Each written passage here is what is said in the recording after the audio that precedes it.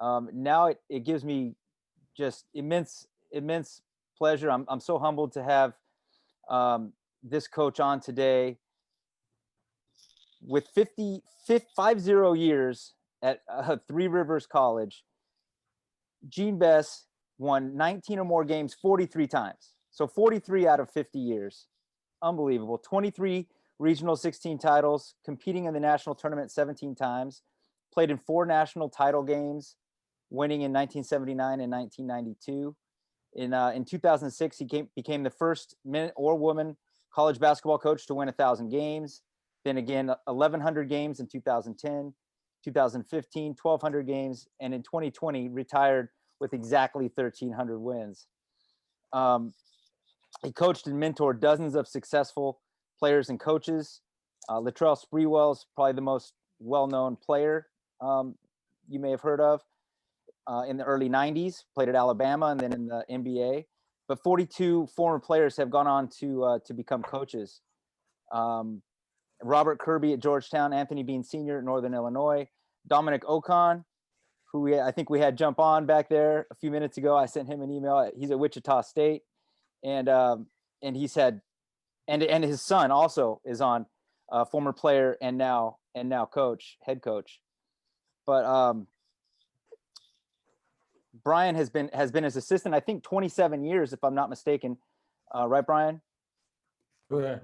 And now taking over the Three Rivers College program. But I got to say, I'm so humbled and thankful to have Coach Gene Bess, living legend, on today to talk about his career. Thank you so much, Coach Bess. Matthew, I'm extremely honored to be here, and I'm looking forward to sharing a few things. And I really want you to know that I appreciate my son, as you would know I do. We were together for the last 27 years, and he already knows if I fumble any of this too bad that I'll be calling on him. And I always had a pretty good relationship with my assistant coaches, and a lot of times they had to just fall in behind me and explain what I meant. And but I always tried to get assistant coaches that were better than I was, and that always kind of bode well for me. But anyhow, when you mention a couple of numbers, 50 and 1,300, to stay in a community such as ours, and it's fabulous, but there was quite a bit of pressure in our community, and still is. But to stay there for 50 years, I've had a lot of coaches call me and congratulate me on that, because that's pretty tough. I mean, that's a pretty good thing to be able to do. I'm certainly thankful to be able to do that. The 1,300 wins, I don't know how it just came out to be 1,300. I had somebody say that's a God thing. And, I finished my career this year, and I was a little incomplete, because I didn't even get to get my team in for a final exit discussion or anything. But I still feel like that's one thing that I'm going to do before too long, is to have a retirement celebration or a retirement get together. And I'm going to have as many of those 400 plus players that played for me at Three Rivers. I'm going to have them on campus, and that's where the success is, and I want them to all know that, because there are several other people involved in this, and that I'll mention later. But anyhow, I just appreciate this a lot, Matt, and now, feel free to Coach, ask me anything you wish. I'm kind of curious, just going back to you growing up. Where did your love of basketball come from? Was your father wasn't a coach, right? No, he wasn't. And, I have done some introspection since I was asked that question. You told me he's a farmer over kind of halfway between Memphis and in St. Louis on Highway 25. A lot of people have been through there, and that's where I grew up. That's where I was born. And he farmed 110 acres, and that was my start in life. And he had a lot to do with my love for the game. And I was just thinking, I can remember he was about 6'1" or 2, and some of his friends would stop by on their way to a game, and they'd pick him up to go with them because the rules back then were you jump center after every made basket. So he was, they'd take him along, and because it's pretty important to get that old jump, and I don't know if you knew that as a rule, but that anyhow, that I thought that was quite interesting. And he also, my dad drove around and watched a lot of basketball. He wasn't one of those guys that ever encouraged me a whole lot to make my living in as a coach, but he did take me to a lot of games. And I can remember when I was in school, I was the first kid in school to shoot a one-handed jump shot. So, there were some interesting things that went on in our school. I had a fellow walk up to me here about 2-3 weeks ago, and my daughter Janelle thought it was interesting, but he remembered us playing in an old gym, and he said he could still remember the scorekeeper, that he had a piece of chalk and an eraser in the other hand, and when you'd score, he'd have to erase that. So they kept score on a little blackboard. We had 2 pot-bellied stoves on each end, so it was pretty primitive. But I guess the thing that I am really thankful for as a coach at Three Rivers is we've got a beautiful facility now, and of course you're seeing it in the background. And it took me 50 years to get that. I guess I claim some credit for that, but anyhow, I had a lot of people that I could actually refer to as helping me develop a love for the game. And of course, now I have a granddaughter that is one of my favorite players of all time. Mm-hmm. And she's here tonight. But anyhow, when you talk about being a women's coach, that's pretty noble to me, because I have one of those women players in my family. That's fabulous. Now, Coach, going back to the early days at Three Rivers there, I read that in your first national championship team in 1979, that you guys were practicing in the Sears Youth Center and playing your games at the high school. Is that right? I can remember getting the job at Three Rivers. I had some success in high school and had some players that were pretty good, and I got the job at Three Rivers, and I knew we had no gym. We didn't even have a gym to practice in, so that became a challenge, I guess you'd have to say, because I was so thankful that I'd had 12 years of high school basketball, and that was all I wanted. And I had my degree to go into administration, principal or superintendent, didn't want that. And I got a chance to be the assistant coach there at Three Rivers. And then, I felt like a kid in a candy store. I loved every minute of it. And, it's just been a tremendous accomplishment to me to be able to handle the problems that came with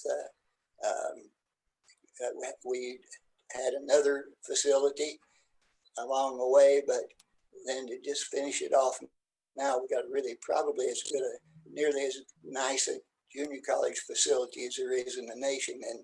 And so, we started pretty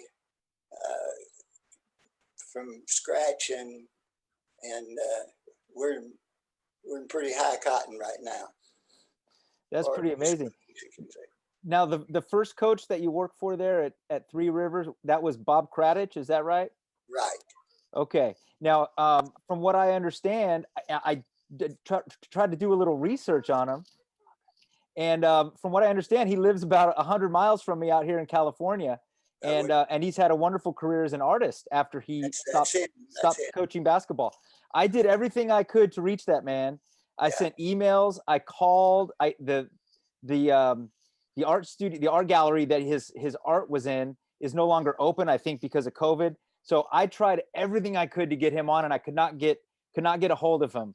But I thought, man, I thought that would have been so cool to get him to It jump would have on. been, his sister and brother-in-law live in Poplar Bluff here, and I see them often. And Bob was a very talented individual, and he was the AD and the head coach, and he was the one that actually got the program started, and I owe him a lot. And he's one of those guys. He had a radio program, and you would enjoy meeting him if you get a chance. Yeah.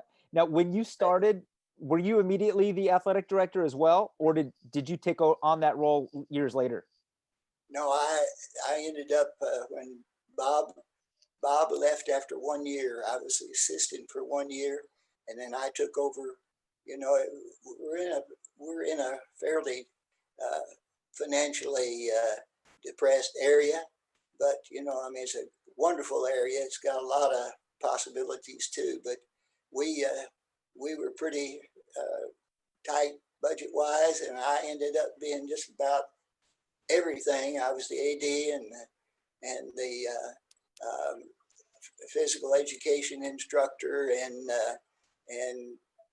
I taught a wellness class. In fact, I taught it for 48 years. So, I, I it was something that I was very willing to do.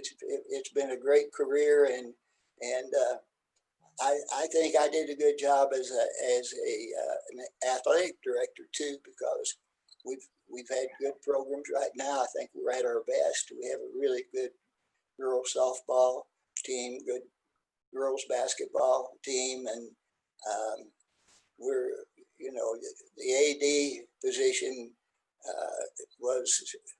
is now my son's.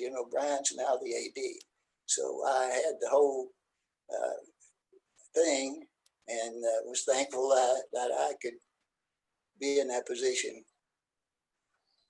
Now, one of the first questions that always comes to mind when you hear about someone that's had so much success at one place is, what went through your mind as you were winning national championships? And obviously there were suitors that would come and try to hire you off to coach their programs. But what ultimately went into your decision to stay there for your entire career? I was thinking about that. 1 year I went to the national tournament, and I had applied at a good division. Well, I think it was Division II at that time, but I was in position to get the job, and we were up there at the Hutchinson, in the national tournament, and I think we were undefeated, or maybe 31-1 or something like that.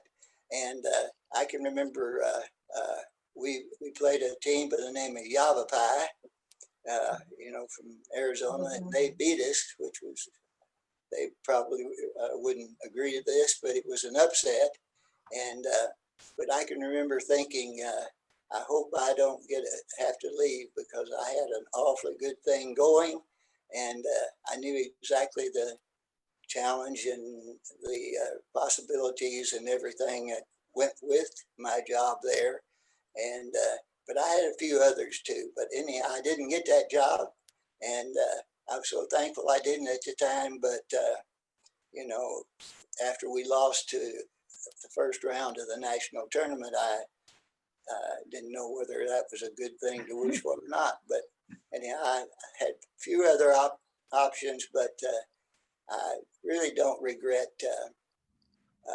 the challenge in staying there. Great place to raise a family, and we got great administration and just a lot of support for the college. And so I'm not. I don't regret the fact that I didn't, move on. That's wonderful. I mean, that those types of stories you hear of you know, when you have everything you need, you got a wonderful community, a wonderful family. You know, you're able to make ends meet. You know, you're not starving. You know, it's. I just love that you stayed. You had a wonderful thing going.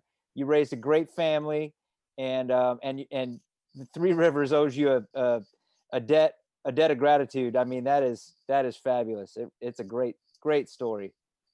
I feel I feel blessed to have been that one that was able to accomplish what I did. I heard Colleen talking a little bit about FIBA, international play, and I went with Tom Davis to the international to what was it World University Games. World University Games. There you go. And I had 3 international trips that were really, I still enjoyed those, and I had some great help from a guy by the name of George Killian, who was the president of the NJCAA, and a guy by the name of, well, anyhow, I really enjoyed international play, and back at that time, JUCOs were pretty highly respected because we were available, and we played a lot of international teams, and we have gradually lost that, but that was an awfully good perk that I received in my coaching career where I was. That's outstanding. Now, Coach, I've also read that you were doing some cutting edge, not obviously with your background in health and education. You were doing some nutrition. You were very into nutrition for your teams, weight training. You were kind of ahead of the curve, so to speak, with other in the basketball world with respect to those types of things. But also, I was reading that you were sending off Super 8 film to have out to St. Louis to come back and watch. But tell me a little bit about your embracing technology and all this, how it's evolved along the way.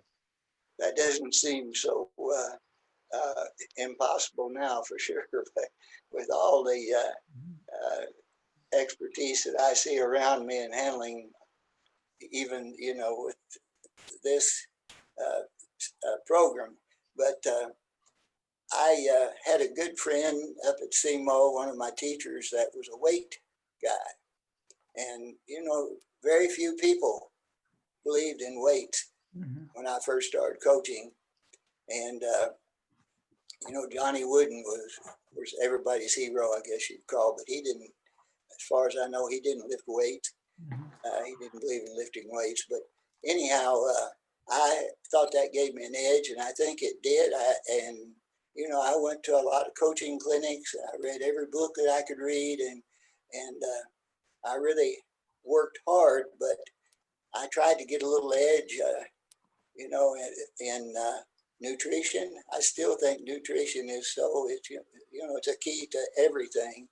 And I bought those energy bars, and anyhow, in high school, first 3-4 years, I thought that kind of gave me an edge, but I wasn't having a lot of success. But I think the thing that really turned my career around was the fact that I started holding players more accountable. And, I just really tried to get them to realize how important winning was.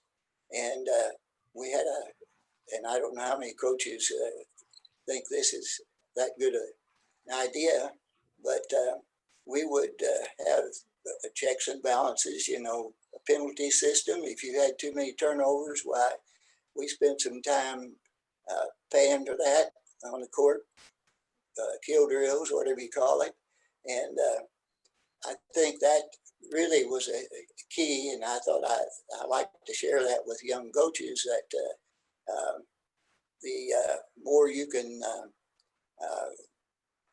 challenge your players, and the harder you can make them work. And I think the way to do that is to put some, put some responsibility on them. And I think the thing that I got from some teams, the first team I had, went from like no wins, 1 win, to 28-2. And right now, if I were to go into that community, they take more pride in that team than you can ever imagine. And but that really worked for me. I filmed games because I had some teams that were just really good opponents, and I took those film and showed them to my players, and I thought that gave us an edge. And those players, to this day, they really thought I was really trying to be, up to snuff in that situation. And of course, I've always used filming, and everybody does now. Everybody lives now, so that was kind of an edge I had back then. That's outstanding. Now, talk a little bit about your son. I know he played for you, and then his first year as an assistant, you guys had a wildly successful season. I think you went all the way to the title game and finished second, something like that. Talk a little bit about him, and I'll give you a chance to brag on him a little bit. Well, he when I first really realized that he was a good coach, I think he was about 10 years old, and I was coaching an all-star game, and half the junior colleges would play the other half, and I didn't have an assistant, and I had him. He sat on my bench, and some people noticed him. The coach of one of the other teams, he said, "That's the best game I've ever seen you coach." Mm-hmm. And I thought, an all-star game. But anyhow, I recognized he had a tremendous feel for the game. He could tell when kids were, winded. He could. I thought he was the best that I'd ever sat beside, and it turned out that he has become that, and I was just so thankful to have him on the bench, and he has probably, without a doubt, extended my career about 20 games too, because a lot of people, they even know this, but I couldn't hear in one ear, and he was really good at interpreting what I heard and didn't hear, but anyhow, I just feel extremely thankful to have had him. I've always had a penchant for getting really good assistant coaches. I always try to get them there. I want them to be smarter and better than I am, because and then I think I'm pretty good at just delegating authority. And but anyhow, he has inherited a good job, and he deserves it. I've noticed that's a trademark of some of the best coaches I've ever talked to. Is they say, I surround myself with great people. They let put their ego in the back seat, and they hire great people to work with them. And I am not surprised one bit. That is great. And having someone that knows you so well, he's able to see your blind spots and really fill in the gaps and help with any deficiencies or things that may have fallen through the cracks. That's really special, really special. You have anything you want to add, Brian? Well, so a gift that all head coaches need to also probably take away from that is that make your assistants feel like they're doing a great job. Encourage them to work hard and give them a lot of responsibility, and then make them accountable. I think that's probably a gift that he has, is that you felt like I did a good job, and you probably don't even know me. I mean, so it's one of those things. He has kind of a gift to make the assistants work hard, and then he tries to give credit, and like you said, ego, put that aside, and he doesn't really sell himself a lot, but he's always selling his program. So I don't know. It's kind of a branding thing I think that he uses. But anyway, making your assistants feel important is really big for head coaches, in my opinion. And that's probably one of the things I've been able to take away from him. That and he also said earlier about the accountability thing. I think that we all want to make our players more accountable because and you can show them that on video like y'all were talking about earlier and there's I think he was trying to say that he makes a lot of his practices competitive, so then more game like, and then it's going to carry over and that type of thing. So just to follow up, kind of what I thought he was trying to get across was, uh, make your practices really competitive, so that they carry over to game like. Yep. And a lot of the things that I've been able to read and articles and things I've been able to find out about your dad, the common theme that I've heard from quotes from players and other coaches is the players will run through a wall for him, and they're just unbelievably they play unbelievably hard and together. And that's not always I know every coach strives for that, but that's not always achieved, is that connected, playing hard and playing connected. What types of things or what do you attribute to your dad doing, or you guys doing with the program, that really connected the players and made it so they were so bought in they would just run through a wall for them? I don't know. I've been trying to figure that out. What all he's been doing to get them to buy in and to play for each other and all that kind of stuff. Because I think that's a hard thing for nowadays youth. I mean, my guys have about a 10-second Snapchat mentality. I mean, for me to get them to pay attention for long periods of time is the challenge. And somehow he was able to do that better than a lot of other coaches. I can tell you that. And I remember watching video with him with the team, and he might watch video for 45 minutes to an hour. And like I say, we have guys that can't pay attention for longer than about 10 to 15 seconds. So that's the challenge I think now that the coaches all of us are trying to overcome pretty much. I don't know. Matt, I was just thinking, I can remember coming home like from a national tournament after the season. I'd look around and I really have great, you talk about great people, the bus driver, the manager. I mean, I have really been blessed that the people that are a part of our program is totally bought in, as well as,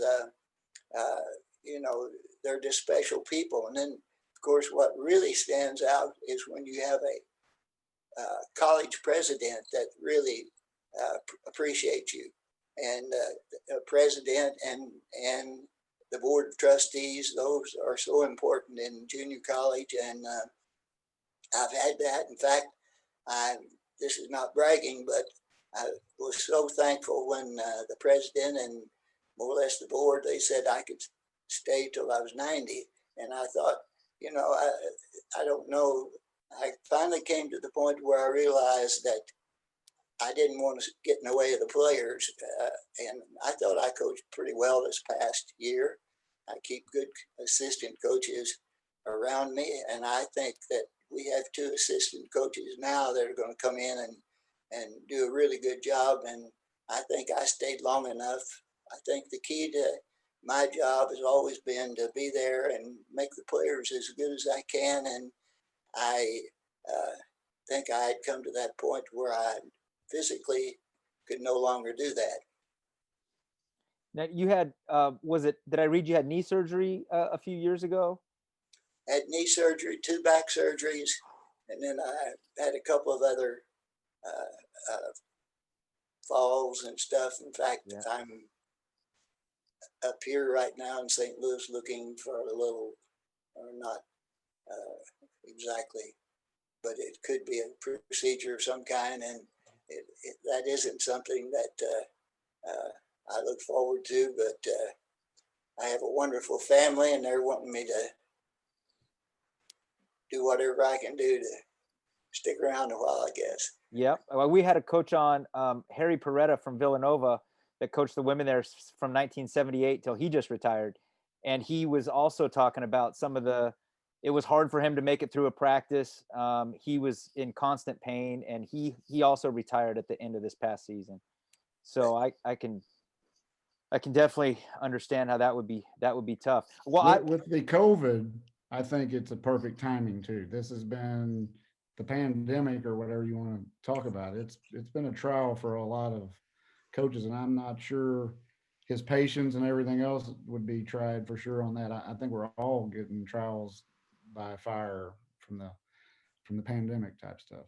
oh, absolutely. And I don't envy you in your first season to be dealing with all this. First season as head coach and athletic director. Goodness gracious, can't even imagine all the fires you deal with on a daily basis. I mean, there has been a few, man. But I've kind of monopolized the question asking if anyone else would like to ask either of these wonderful coaches any questions. I'd love it.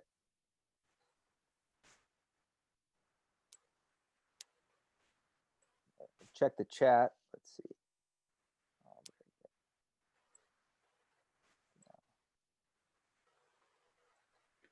So I did have a funny, inspiring story that you had asked me about, and so let me just tell you this, especially for the coaches. I think everybody will enjoy this. So my dad was the valedictorian of his class, and in high school, and he had this one really tough, demanding math teacher, and nobody liked her. She was really hard and gave lots of homework.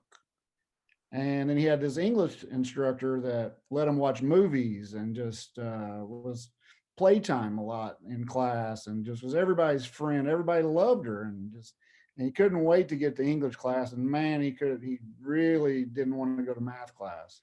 And then he took a placement test, kind of like an ACT test, and he scored really, really super high in math, and he ended up becoming a math instructor. And so that's something that a lot of people may not know. And he didn't score very well on the English side of it. So if he stuttered or whatever today with some of his grammar, it was because that teacher did not do her job. So I always say it's kind of comparing the fun roll the ball out coach versus the fundamental let's work on the and try to get better type things, or roll the ball out and he goes and gets a Coke or whatever. And in the long run, the tougher, the more demanding, more the coach that makes them more accountable, they blow the ACT away or they blow their competition away. It's just an area that I think is something we can all relate to, and a true story where he was valedictorian and ended up becoming a math instructor. Well, there was more demand when he first got out of school for math teachers than there was coaches. And so that's how he kind of got his first job after graduating from college, was to be a math instructor. And he still owes that lady how tough and hard, and man, he didn't like all the homework she put on him. And yet he became a math instructor. And I think that was part of what he learned to be as a coach. Then he became more the tough, like the teacher type coach, where give them a lots of homework type thing. They may not see the value right immediately as they would if it'd be the fun coach or the let's goof off type coach. And I think there's a lot to be said about that to all the young coaches. There may not be a whole lot of young coaches on, but that's kind of the funny, inspiring story I think that he would be able to tell others, is that the players would appreciate it more. He said that he had a coach that wouldn't tell him his strengths and weaknesses, and he still regrets not having more one-on-ones with that coach that he had, that didn't say, hey, you need to learn how to go left better, or you need to, whatever it would be fundamentally that could help you become a better player. Instead, you're doing great. You're just doing great, Gene. You're just doing great. and he would rather had somebody have been saying, "Hey, if you could go left a little better, you might be able to beat that guy going that way. Then you can, and then they'll have to make adjustments with you." And I don't know. I just thought that was something that we can all relate to, is being, the can't just be all the fun and games type person. We've all got to be demanding and try to get them better. Great. That's a great story. Yeah, I think when you have achievement through hard work and when you're really challenged, it's so much more fulfilling than if it's like you say, it did roll the ball out or goof off and you do well on a test. Well, if you're challenged every single day and then you're able to achieve, it's powerful. No, I agree. That's a great story.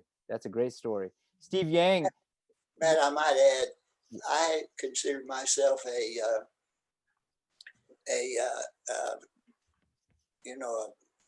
rather disciplined type of coach, and I kind of had to make a choice of whether I was going to be their buddy or their friend.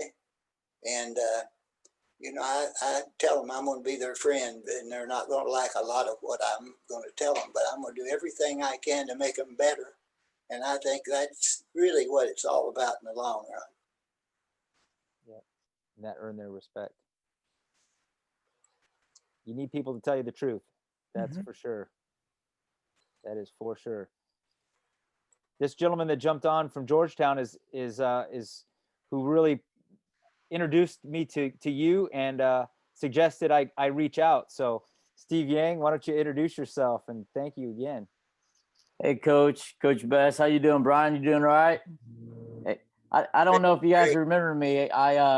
I spent 4 years at Evangel with Steve Jenkins, and we came out, when I always hang out there, and yeah. I love your gym. And sorry I was a little late. I was on a recruiting call. I'm trying to do what you did, recruit on Trail Spreewell too. But I had mentioned Matt had been doing this, and kudos to Matt and Colleen and them putting this together, and they were talking about who to bring on the show. I was like, you really need to get this guy named Coach Bess. And I don't know why a lot of people don't know who he is, but I sure do. And everybody needs to know who he is. And, when I just want to say thank you so much for doing this first and foremost. And secondly, you have done some great things there. I know Coach Jenkins at Evangel, my 4 years were the best. And coming out there was something I look forward to. And so, thank you so much for doing this, and congratulations on your retirement. I know, Brian, congratulations on taking over. But thank you. I mean, this is amazing. So I appreciate that very much. That Steve Jenkins and his program is class. And do you know Robert Kirby? If you work with Robert Kirby, isn't he? I do. You're right.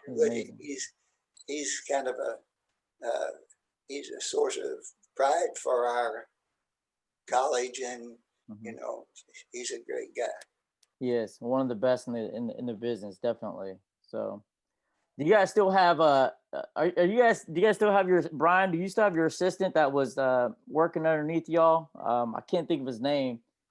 No, we have a different one now. But so Dominic O'Cone, who was on the Zoom, used to be with us. Oh, okay. Now he's at Wichita nice. State. Congrats, man. That's awesome. Congrats. Coach Bess, how are you? And if I don't mean to jump in, I don't know what you guys have been talking about, but I appreciate you doing the one question I want to ask you, I mean, if people don't know who you are, they need to Google you. I mean, you've got so many wins and being successful at that level. And I'm sure you've been offered or had opportunities to climb the ranks, or I guess you want to call the ranks. What was it about JUCO that really kept you there? Because I spent 1 year at JUCO and I enjoyed it. It was tough, but I enjoyed it. But what was it for you, and even for Brian? I mean, what is it about JUCO that really stands apart from all the other schools, and why they should come to you guys first? I think JUCO is pure basketball. I don't see. I mean, this is little probably over and above what I should be saying, but I think it's pure. It's simple competition, and you have to learn to live within your means as far as your the money that you have, and I just, I'm sure that to me, I just am more concerned maybe about just each individual, and that I've seen a lot of challenges as I have coached, and I haven't done as good a job as I should have with a lot of them, but I love every one of them, and that kind of surprises them, I think, because if you really love them, you're going to do everything you can to make them better, and they're not going to like some of it. They don't like their mother or their daddy or whatever doing some of the things that I probably do or say, and to me, that's going to determine how successful I was, is how I have affected my players. But I appreciate the comments there. That's really been. Coach And Bess, Steve Jenkins told me you can't eat prestige, right? And so when he said that, it really resonated in me. And I've been at NAIA level now. I'm at a Georgetown institution, and the one thing I miss is the JUCO and the NAIA ranks. I really love that basketball, and you're absolutely right. The Pierce Form, it's great basketball. I'm a little biased where I think the Midwest basketball is really good, but it's beautiful basketball that's being played. Matt, I don't mean to bombard and ask questions. I do have a question for Brian too. I mean, I know he's been with his pops and been at Three Rivers for quite some time. Brian, for you personally, I mean, I know you've had opportunities to kind of jump on a D1 staff or so. What was it for you? Hey, so it was getting to work with him and getting to spend time with your dad daily. And, I think a lot of people, when they get older, they regret not spending more time with their parents or whatever. And mine lived less than a mile from me. And my mom cooked for us like twice a week and was a big help with our family. And now I have a daughter in St. Louis where my sister lives up in St. Louis. So she goes to St. Louis University. And so she's there visiting them tonight even, and getting a home cooked meal. And I think that is really big. I mean, but getting to work with my dad, it was the whole key for me being where I'm at. And that's what I wanted to do. That's awesome. Yeah, that's a special opportunity that a lot of people don't get, is to work with either your mom or your dad in a coaching capacity, because everyone doesn't have a parent who is a coach. Mm-hmm. it's true.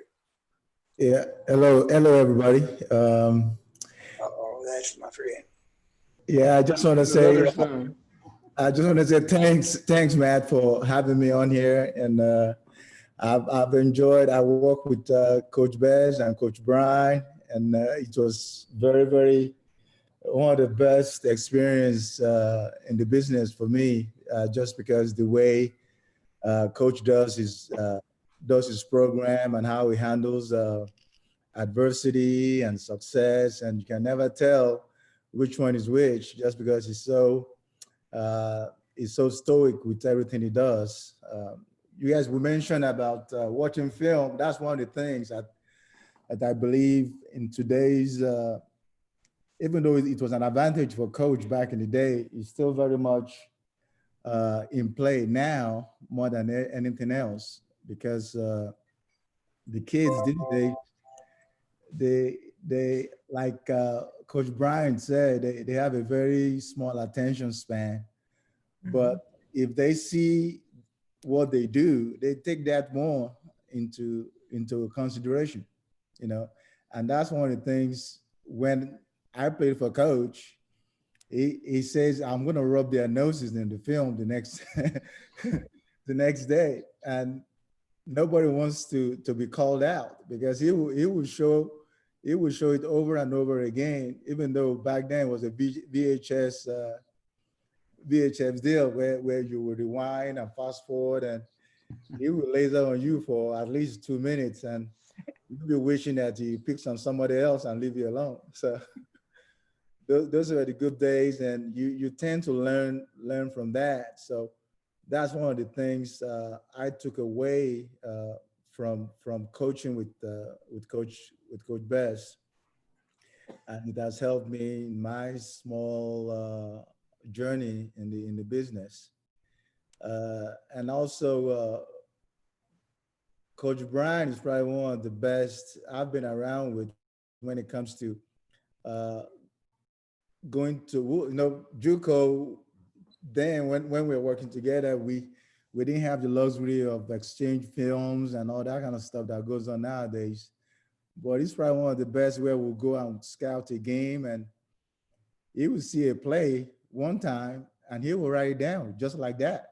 And I'm over there just trying to figure out where is the guards or the center is standing. But he's very gifted when it comes to seeing a play one time and be able to write it down and be able to know exactly what it is. But I'm very, Coach knows I love him and I love his family. I love Brian and his family, and they've been great to me. And I'm just thanks, Matt, for bringing him on and also inviting me to be part of this.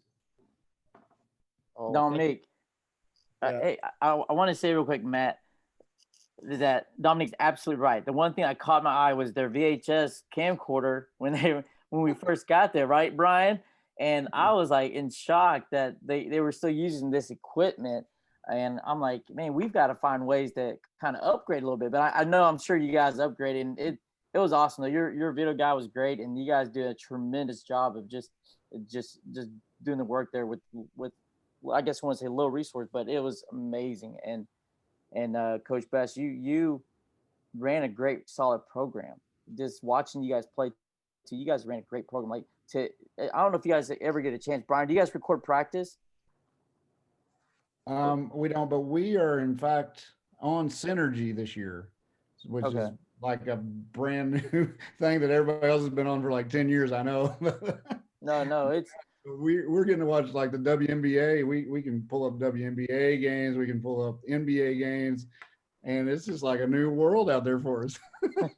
no, and it's great. And I encourage everybody to really go and watch their warm-ups. I was just watching warm-ups and I was excited just to watch Coach Bess and his team just warm up and how they get after it. But it says a lot about who he is as a person and a leader to be able to get these cats to do things. I'm still having trouble trying to get my kids to do something, Coach Bess. And it's just for you, it's phenomenal just to see these young men to still respect you that way and still listen to you. I can't get my own personal kids to listen to me. Maybe I need to, have you fly you out here to talk to my 3 little kids. So they're not coachable. I can't get my kids to do that either. So, but I really appreciate Dominique. He was such a great person, and he was such a fabulous asset to our program. And I've had some great assistant coaches, but that's really humbling to hear you guys, and I love you. Coach Ocon, thank you for coming on and sharing. That was really, really nice words, special words there. I appreciate you coming on. I just took a shot and shot you an email, but very, very special that you came on. Well, I appreciate it, and all you need to say is Coach Bess, and I'm in. So that's how important it is to me, and he's been good to my family, and I owe a lot to him and his family also. So, but he's one of the best. So as much questions you guys can have for him, and share his knowledge is always a blessing. Come see us, Dominic. I really appreciate you. Yes, sir. And your family.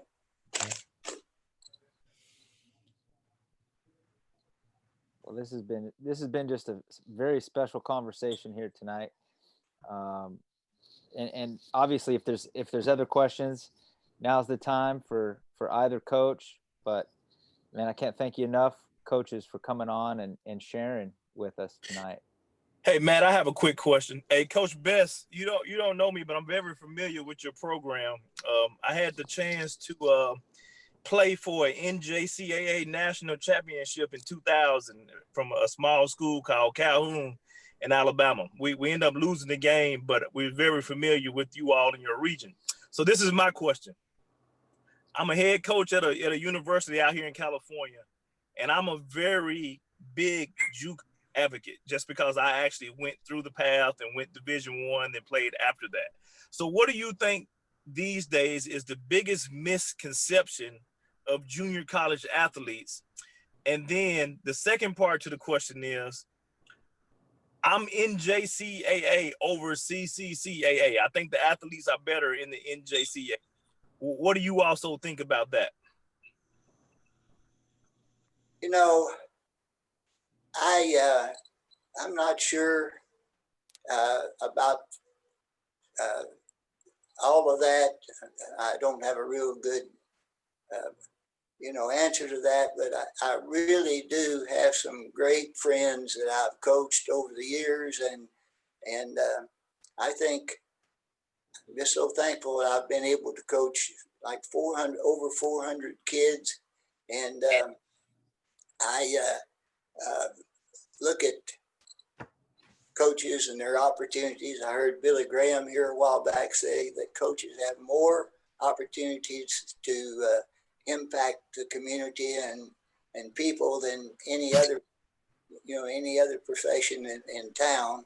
And so I remember Calhoun, and I congratulate you on being a part of that. That was a pretty high time in JUCO basketball, 2000, and I just wish you the best, and would like to call me anytime you want to, and we'll chat or whatever. I appreciate it.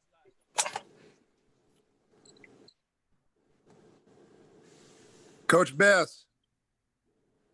Yes. Coach This is Carr. Chris. Hey, how you doing, Coach Motz? Fine. Thanks for joining. Yes, ma'am. Actually, it's great to be on the phone with these two guys. Ironically enough, Coach Bess actually coached my older brother, John Carr. Do you remember that name, Coach? Absolutely. John was, and you're Chris Carr, aren't you? Yeah. Yes, sir. Good family. Yes, sir. I appreciate you talking. Oh, Johnny was a tough kid, and I knew your whole family, and I haven't seen him for a while, but you let him know that when I have a little gathering for my former players, I want to see him there. I definitely will. I definitely will. And Retirement celebration.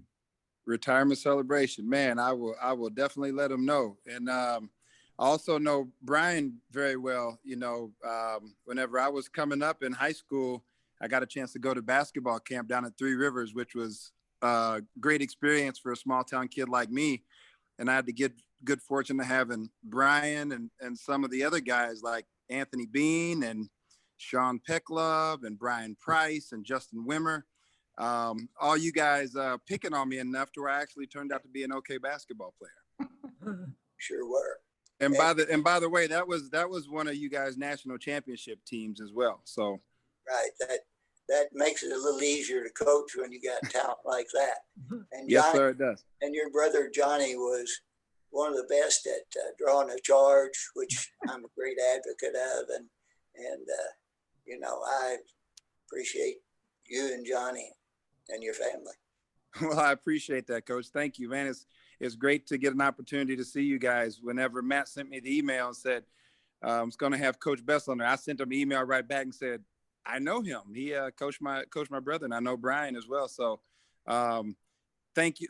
So thankful for you guys and all that you have done for the game. Coach Bess, you were very influential for me whenever I was a sophomore in high school, because you really instilled in me the value of how hard you have to work to be successful, and not just in basketball, but in life. So I really appreciate that. And I'm hoping that I continue to have the impact on the lives of basketball players in 2020 that you've had on so many over the course of your life of coaching. So thank you so much. Thank you so much. And I just feel like I've had a great opportunity to put myself into that position, because it was something that I gained more from probably than they did. Thank you, Chris. Yes, sir. Yes, sir. Chris had a 43-inch vertical back in the day. I don't know if y'all remember that. I thought he was coming to Three Rivers. Yeah, if I wouldn't have got my ACT, I would have been going to Three Rivers. I didn't. I I was wouldn't. just going to ask you if you recruited Chris too, you know, to follow his brother. Who was better? Coach Bess, who was better? Well, I think. Yeah, I'm just kidding. You don't have to answer I that. don't like to get in that position. Yeah. I didn't have them both, but I thought I was going to get Chris at that time. Mhm. I didn't hold that against him, and he had a good ACT. I get quite a few of those. Yeah. And you know, but that's a choice, and I understand the whole thing. So going through the numbers, Coach, if you've coached over 400 kids and 42 have gone on to be head coaches or coaches in basketball, you're talking more than 1 out of 10. So basically every season you got some kid on the team that's going to go on and be a coach. That's amazing. That's pretty special. But you know, Matthew, is kind of interesting when you first talk to them. That's not in the picture. They want to be, you know, pros or pro players or, you know, millionaires or something. And but you know, they when they choose coaching or teaching, I think that's a pretty noble choice. And those 42, I'm very thankful for them. In fact, this might be an interesting story, but I had in our board of trustees, I had 3 former Raiders on the board of trustees at Three Rivers. And somebody said, you 3 in that, I said, well, I wouldn't be against another one. You know, 4 former Raiders. And I think, you know, the reason I appreciate that so much is that they're good people and they're going to make good decisions. And that's what it's all about. I mean, just the impact you've had on Chris Carr here, and I mean, just him talking about that, I mean, gives me chills. It really, you know, that's amazing. It's really what I aspire to be, the type of coach that I aspire to be, to impact young lives like that, and to make. And he didn't even play at Three Rivers, and you were able to impact his life like that. That's, man, that says so much about you, Coach. I really am impressed. I'm thankful. Hey, Matt, one thing you have to understand about junior college basketball in that area of the country, it is almost like a cult following or a religion. And Three Rivers definitely was the deal. Back when I was in high school, I mean, that was the school you aspired to go to. I mean, Latrell Sprewell played there. I remember going to camp in 7th and 8th grade and having Spree as a basketball camp instructor. And then my rookie year in the NBA, I'm on the court before a game, and Spree comes out and comes up and smacks me on the back of the head, and he's like, "I should make you get in a defensive stance like at Three Rivers camp." So I mean, think about the irony of that. That's pretty amazing. Wow, what a great story. That's awesome. That's just awesome, man. Well, we're over a couple minutes past 6 our time, but you know, I don't want to keep everybody on too late. I'm obviously, I got nowhere to be, so I'm happy to talk. But Matthew, I just want to give a shout out. I think he might have had to get off the call, but Tony Nakashima, who's at Northern State as an assistant coach, he tore his ACL. So he's, you know, in his recovery, but it's a tough road. He's been in a lot of pain. So I just want to wish him well. Hope you all will join in with me, because he's really, you know, having some good and bad days with the pain level. So he was playing noontime hoops, tore it right there. About a week later, his athletic director tore his, Achilles is what he tore. But his athletic director had the very same injury playing noontime hoops. So I don't know if the moral to the story is don't play noontime hoops on that court anymore. But anyway, so Tony got off. It's because he had texted me saying he was in quite a bit of pain. And then, well, I got rid of my virtual background, so I do want to show you guys this. Here is Trader Joe's pinks and whites, coated with yogurt coating. And these are what they look like in person. I've been dying to pop them in my mouth, okay? And then here is the seasoned kettle chips. You see that? It says Thanksgiving stuffing. And then this is the CD that has a song Over the Rainbow. This is Israel. Gosh, I'm going to butcher his last name. I think it's pronounced Israel Kamakawi Ole or something. But he has since passed away, but he was just a great singer from Hawaii. And then, of course, here's the Beatles' Magical Mystery Tour. So I just want to get the visual since Helen missed out on it. Here's the Go Dry organic sugar-free drink, caffeinated with organic coffee beans. So I don't know how you stay in such good shape, Colleen, with all those snacks that you. Well, you notice you can only see me right now from the head up. You don't see the rest of me. So I know you take about 2 hours of walks every single day. It's been too cold. It's cold here. Hey, Coach Bess, quick. Oh, okay. Sorry. Out of your thousands of wins, which win stands out or stood up the most for you, or is most memorable? No, they all run together. I remember the losses a lot more vividly than I do the wins, and I have people ask me which was the best team that I've had.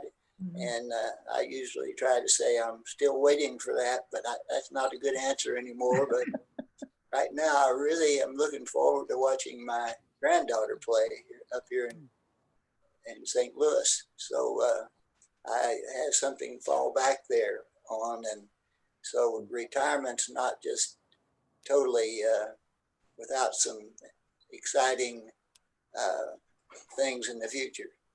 But I should appreciate your involvement here, and I am glad that I've been able to be a part of this. So let's stay in touch. For sure. Thank you, Coach. Brian, you said your daughter, is she a freshman at St. Louis? Yes. Okay. Because I was in the A-10 for a couple years before I came over to Georgetown. So we played St. Louis a few times. Good school, good coach. Really Billikens. Yeah, Yes. really good coach. So. Yeah, Kylie made a quick guest appearance right in the beginning. She said hi. So we got to meet her. Trader Joe's is one of my daughter's favorite places, and I think I've seen those potato chips before here. Well, Coach, you better get it before Thanksgiving ends because it's seasonal. Yeah. I was going to tell Jason that I think Southeastern Iowa won that year in 2000. So that's probably who he played in that national championship game or whatever when he was at Calhoun. Yeah, we played Southeastern Iowa. Yeah. We had no answer for that. I want to say his name was the big guy, the big kid that ended up going to UConn. Johnny Selvey, I think, was his name. I think so. Yeah, and they had the guard Monty Cummins that went to Florida State. Like your dad said, hey, you never forget the losses. But it was a good year, 32-5. Runner up. Nobody remembers second. They put place. us out too. Yeah, they put you out too. Okay. Yeah. Yeah, we had no answer for the big kids, so But people don't realize how hard it is to make it to that game. That's what I think a lot of people take for granted. Mm-hmm. I agree, Jason. I think the NEIA and the JUCO basketball is the best for that same reason right there, just to make it. I mean, no offense to the March Madness and all that, but you get breaks and all that. JUCO and NEIA, it's a little different world, but I love it. It's awesome. Yeah, we played a couple of those NJCAA teams that would give a lot of those mid-major teams a run for their money on any night. Yep, I agree.